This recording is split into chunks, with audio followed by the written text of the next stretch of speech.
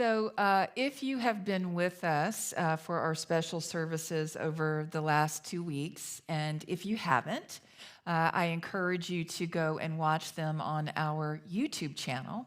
But if you've been with us, here's something that may have crossed your mind, or you might have even said something like this out loud.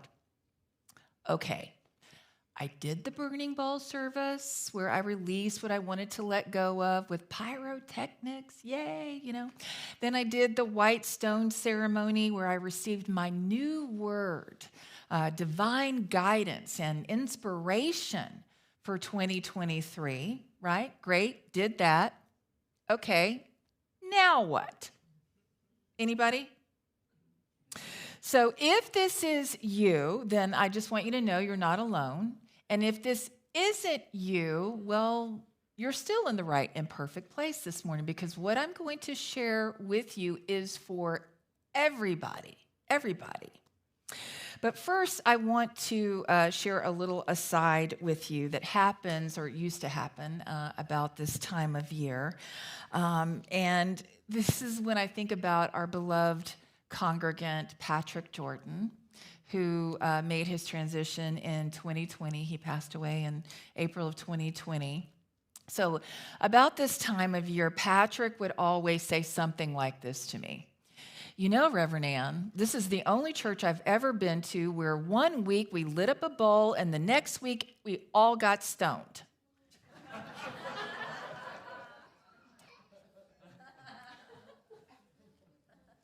God bless you, Patrick. Yeah. So now that we've done Burning Bowl and Whitestone, two cherished services, two cherished traditions in Unity, you just might be asking yourself, okay, well, now what? Now what? So full transparency, I don't know about you, but that is a question that I have asked many times, right? So if you're asking it, you absolutely are not alone. And here's why. We all have an inner gatekeeper. We all have an inner gatekeeper. And what I mean by this is your inner gatekeeper is that voice that wants to hold you back. Anybody know the one I'm talking about? Yeah, it's that voice, and we all have it. We do. So it's that voice that tries to convince you and persuade you at every turn that you can't do it, that it's too hard, that it's too painful, right? And you won't do it right, you won't get it right, so why even bother in the first place?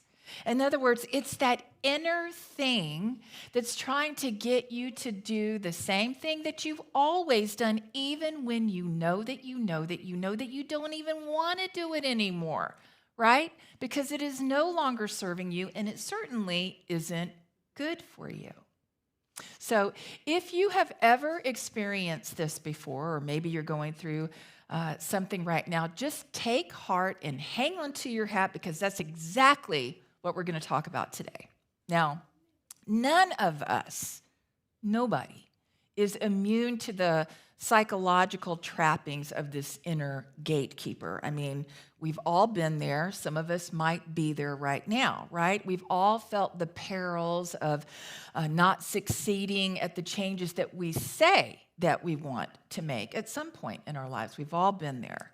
How do I know this? Because the fear of not being good enough, the fear of not doing it right, is absolutely universal. This fear is universal, and it's hands down the undercurrent light that can just suck the creative life right out of you, emotionally, physically, spiritually, if you do not understand how to dismantle this inner gatekeeper. Am I talking to anybody today? Anybody? Okay, so today we're going to explore how to change that narrative, because that is key. You must change that inner narrative. And I'm going to share with you one practice to put into your spiritual toolkit. And this one practice, if you will do it, because it only works if you do it, right? It only works if you work it. This one practice will have a huge impact on your mindset. Now, it's the first of the year, and most of us are still in that gear, right? You haven't subscribed to ditch your resolutions just yet, right? We're still in a good place. But before I share this with you, I want to talk about an idea that is so simple that the very second that you hear it, you're going to understand it. The very second that you hear this, these little vibrational, energetic things that are going out as my voice, the second you hear this, you're going to understand it. It's just that simple. And here it is. Progress, not perfection. Progress, not perfection. Let's just say that together. Progress, not perfection. Now, this saying will probably sound familiar to anyone who has gone through a 12-step program or is working a 12-step program, because it's my understanding that that's actually where it originated. So a big high five out to all of our brothers and sisters who are in any kind of recovery program and are already practicing this very principle. So this idea, progress, not perfect. Let's just say it one more time. Progress, not perfection. It may have started in step programs, but it's a concept that we can all relate to. And that concept is this. If you go into anything, right, anything new, with the idea that somehow you are going to do it perfectly, right? Like each step, each performance, each project, each interview, each relationship, each job, each program, whatever it is, if you go into it thinking that somehow you are going to do it perfectly, you're setting yourself up for failure. Amen? Because there will be missteps. There will be. There will be obstacles. There will be setbacks. It's a part of the journey. And every one of these spiritual stepping stones, as I like to call them, they are ideal for you and for your path and for your spiritual growth. Isn't that awesome? It really is. It's just for you. Your lessons, your path are just for you. So give yourself the space and the grace to think of them as par for the course. For example, you know who knows a little something about progress and not perfection? Do you remember Thomas Edison, who created the light bulb? Remember him? Yeah. Edison said, "Let there be light," right? So you may have heard this before, but after he created the light bulb, he was asked by a reporter once how he felt about all those times that he failed. And his response was, "I didn't fail. I just found 10,000 ways that didn't work." Think about the Beatles and their overnight success. Well, I mean, that came literally after they had played thousands and thousands of hours in clubs in Hamburg, Germany. In fact, John Lennon once said that they couldn't help but get better because they played 8-hour sets together. 8-hour sets. And here's another example relevant to today. Today is actually the birthday of Reverend Dr. Martin Luther King Jr. Now, tomorrow's the federal holiday, but today is actually his birth date. So when you think about all of the history-making accomplishments and achievements in Dr. King's life, you know, the American Civil Rights Movement, Montgomery bus boycott, March on Washington, he received the Nobel Peace Prize, right, before he was assassinated, right? But his life's work was amazing. It was absolutely amazing. Think about his I Have a Dream speech, which is one of the most iconic in American history. You know, it was a call for equality and it was a call for freedom, yes, but the heart of his words were about making progress, both individually and for our nation. So just think about his extraordinary life. I mean, what would have happened if Dr. King let perfectionism get in his way? I mean, that's absurd, right? If he tried to hold the perfect rally or the perfect protest. So I want you to really take that to heart. So how did someone like Thomas Edison do it? How did the Beatles do it? How did Reverend Dr. Martin Luther King do it? How did they actually do the transformational work, especially when things were so challenging? Well, I guarantee you, now they may not have phrased it this way, but I guarantee you that they gave themselves permission to not get it right. And to not get it right the first time, the second time, and so on, and so on, and so on. And on some level, they gave themselves permission to just keep at it until ... right? They gave themselves permission to experiment, to practice, to start over again and again as many times as it takes.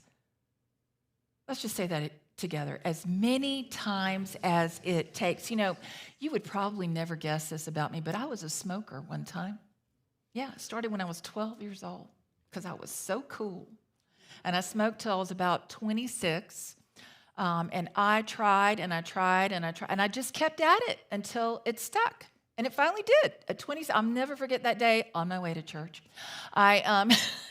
I put a full pack of cigarettes that I had just opened in a completely clean liner, trash liner, so that if I did go back and get them like I had done all the other times, at least it wouldn't be as disgusting. But that was the time that it stuck, right? So sometimes we just have to keep starting again. Amen?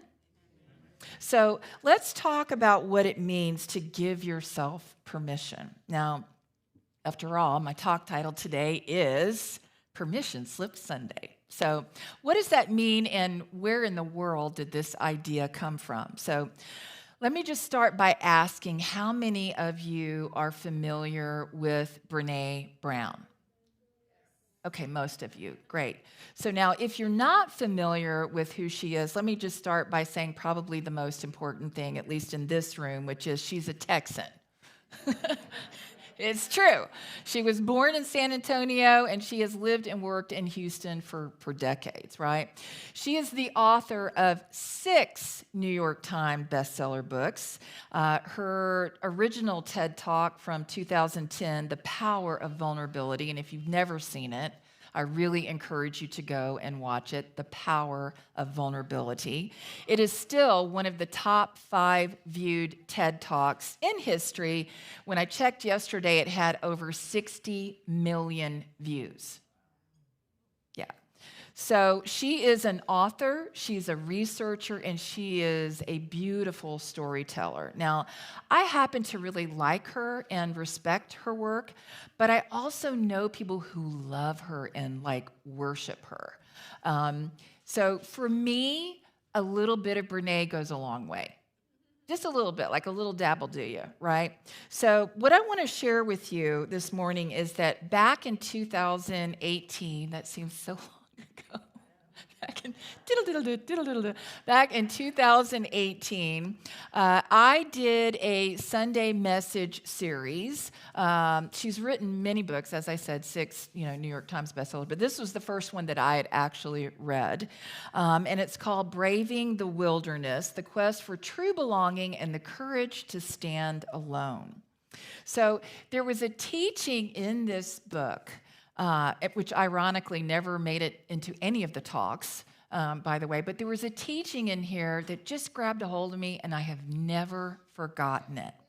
So instead of telling you about it, I'm just going to read an excerpt to you. Again, this is from Braving the Wilderness, Brené Brown. In 2013, a series of little miracles happened that led to one of the most important moments in my life. Oprah Winfrey invited me to be a guest on one of my favorite shows, Super Soul Sunday. How many of you remember that? Yeah. The night before the show, I went out to eat with one of the producers and my manager, Murdoch, a Scotsman who lives in the West Village and who now says y'all as easily as I do. After dinner, as Murdoch and I were walking back to the hotel, he stopped on the corner and called out to me as I kept walking. "Where are you, Brene?" When I gave him a smart-ass answer, on the corner of Michigan and Chicago, I knew I was feeling vulnerable.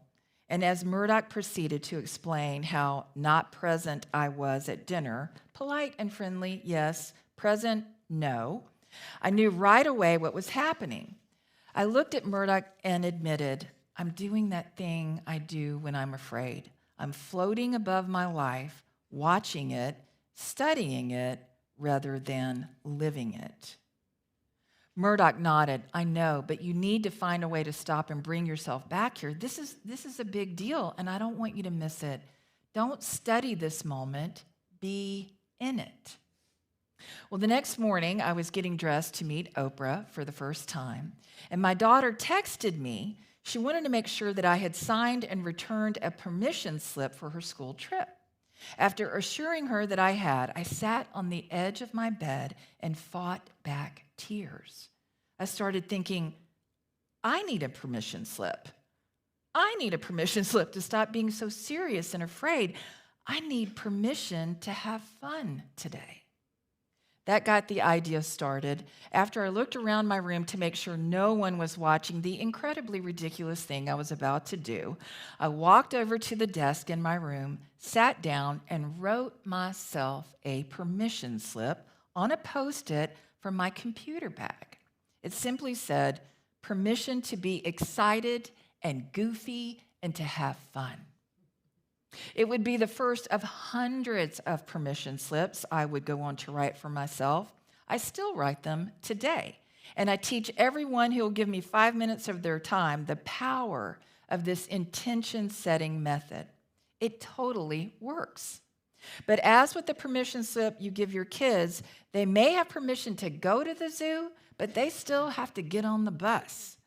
Set the intention, follow through. That day, I got on the bus.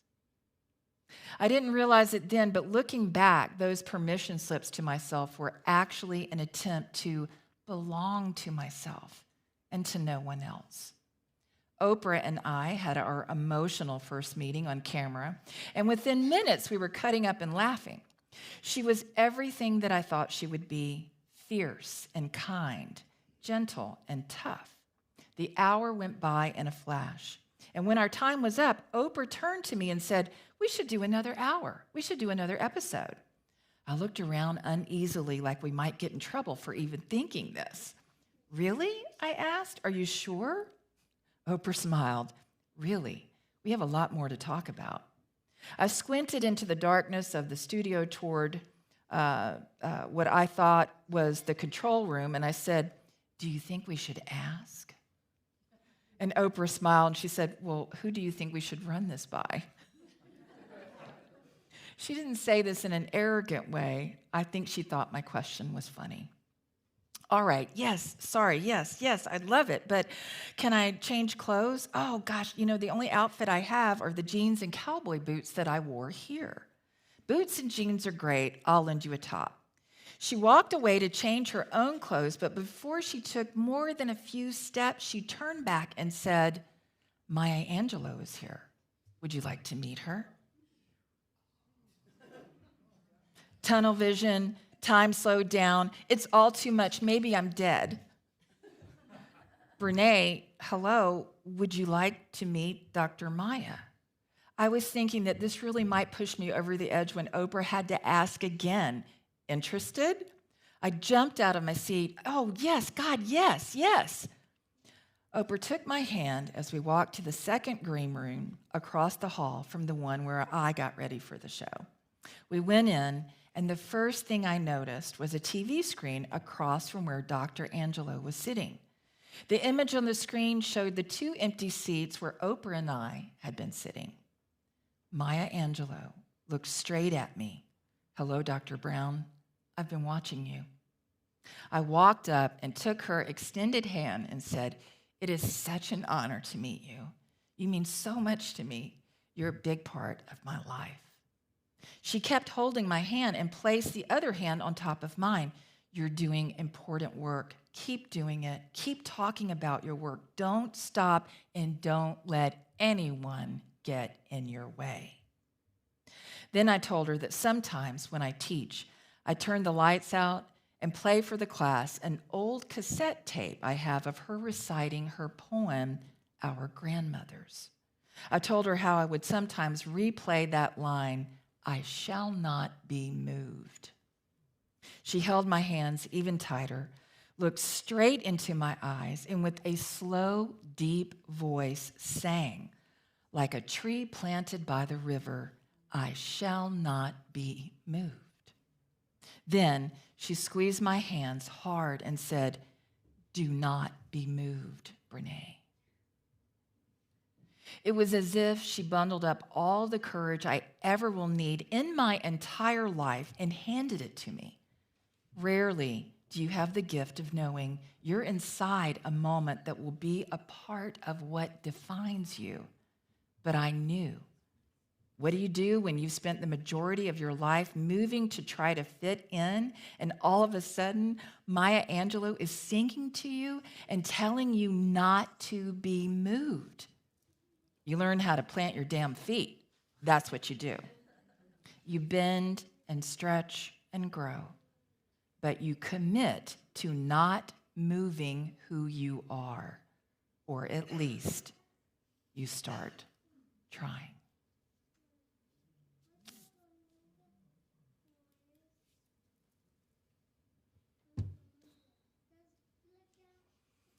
What a wonderful idea, and what a beautiful story, and what lovely insight of the things that can open up like the door wide open when we simply give ourselves permission, right?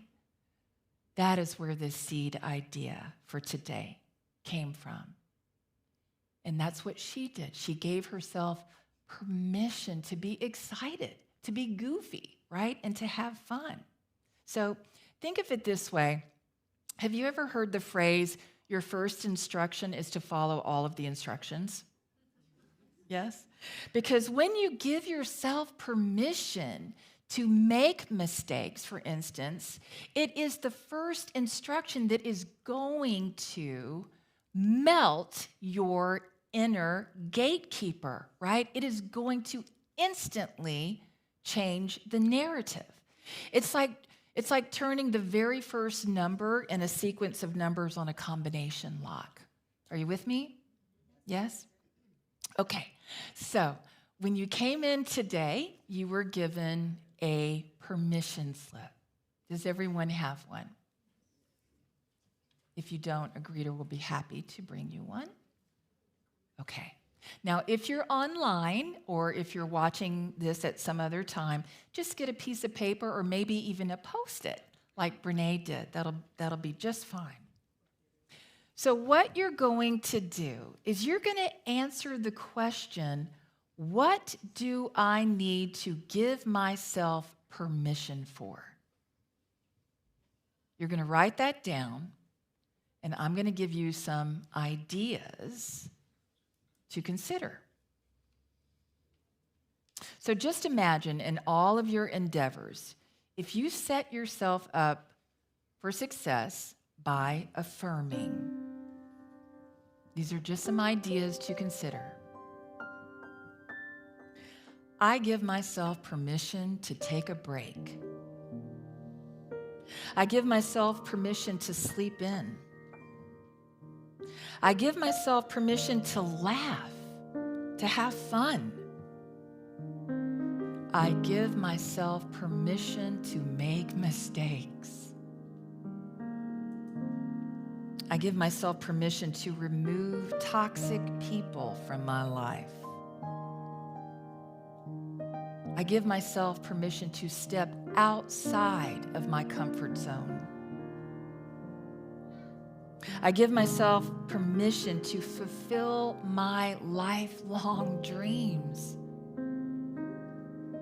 I give myself permission to say yes to what I want. I give myself permission to be who I have come here to be. I give myself permission to ask for what I need and to give myself what I need. I give myself permission to design my own life. I give myself permission to ignore the naysayers. I give myself permission to listen to my gut instincts, my God instincts. I give myself permission to focus on what's important to me. I give myself permission to be whatever body shape I like. I give myself permission to write a really lousy first draft.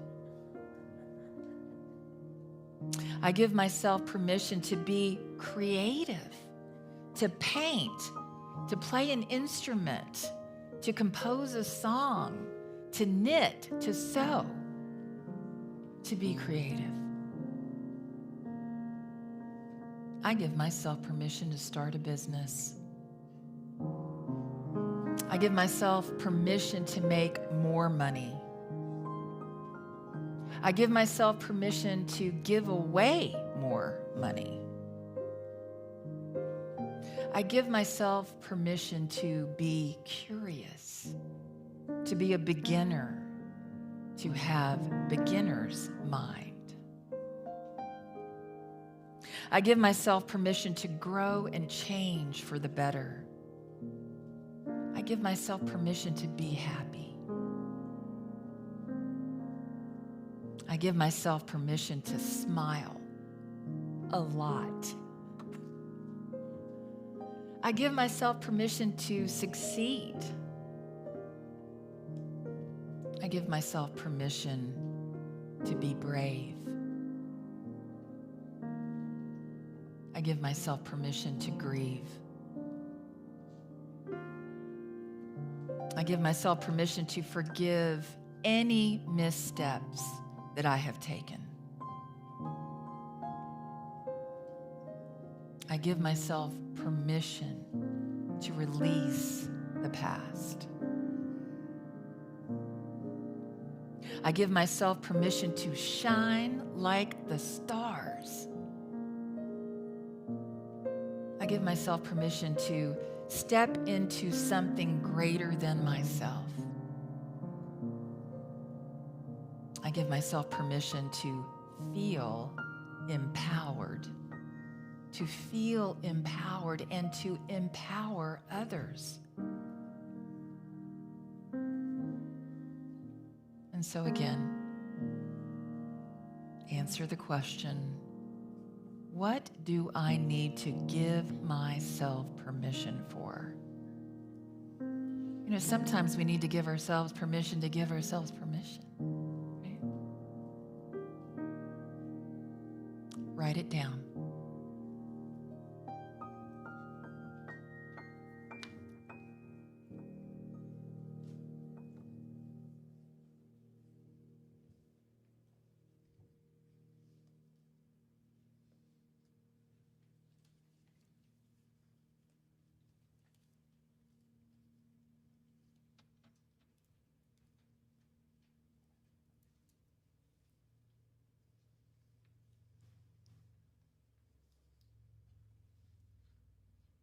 And so it is. And so it is. Make sure you put that someplace important where you get to see it and remind yourself to give yourself permission.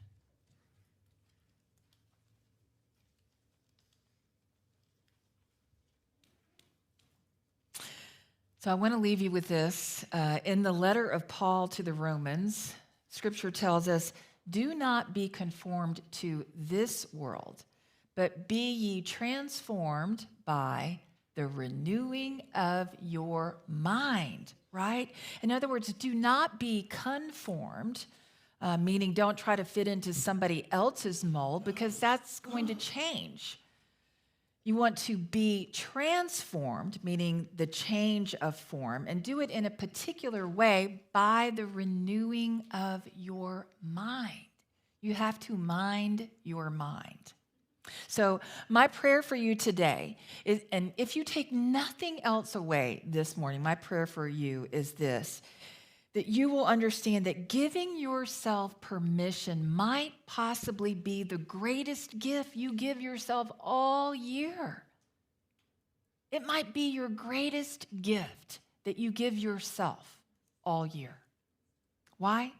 Because when you give yourself permission, you are putting that inner gatekeeper in check. And you are immediately giving yourself authority over your own happiness and your own well-being and your own mind, your God mind. And when you do, get ready. Get ready to experience the deepest kind of love and the sweetest kind of life. Give yourself permission to do this. And so ends our message for today. Thank you. God bless you.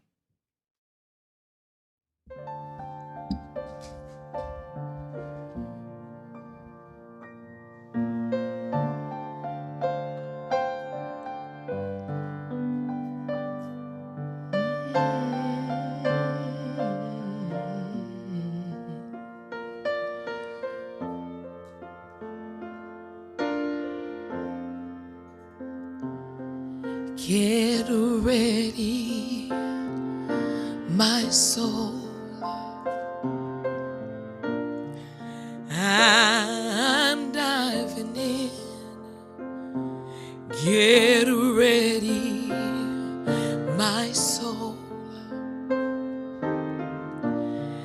I'm diving in to the deepest kind of love, to the sweetest kind of life. Get ready, my soul. Get ready, my soul. I'm diving in. Get ready, my soul. I'm diving in to the deepest kind of love, to the sweetest kind of life. Ooh, get ready,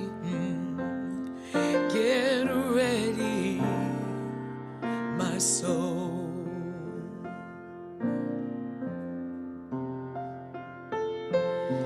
Everything I've ever done, everything I've ever seen, everything I've lost or won, everything I've ever dreamed has brought me here. This present moment here, to a new beginning here.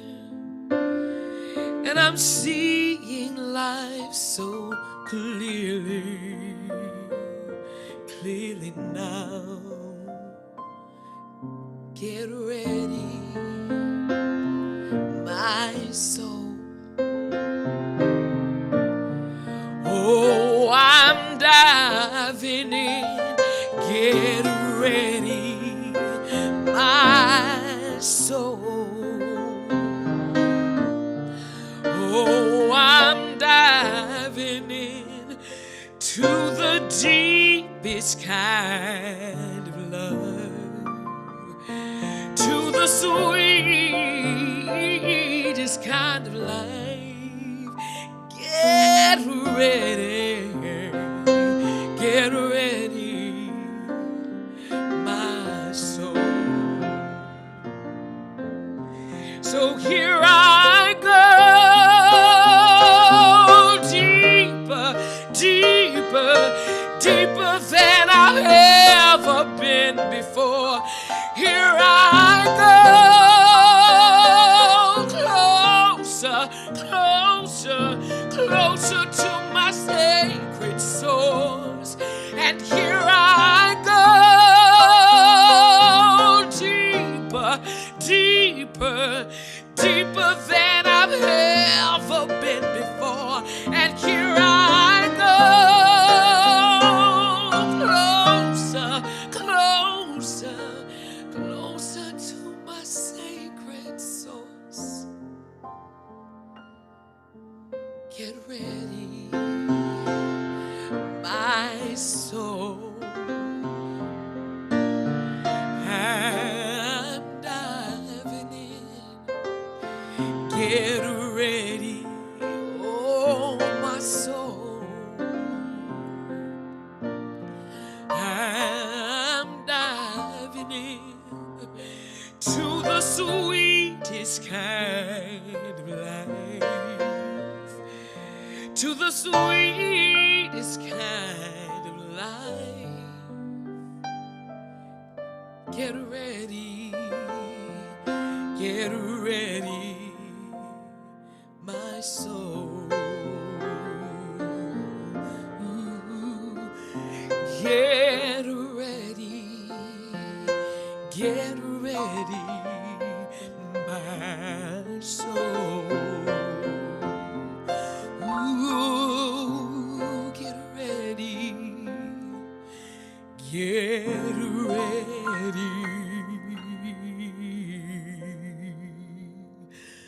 my soul.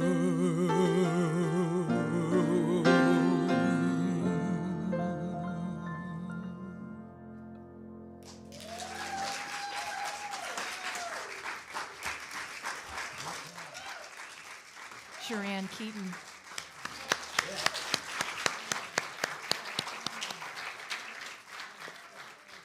That's a Daniel Namod song, Get Ready, My Soul, but I assure you he never sang it like that. Thank you so much, Sheran. Just so beautiful.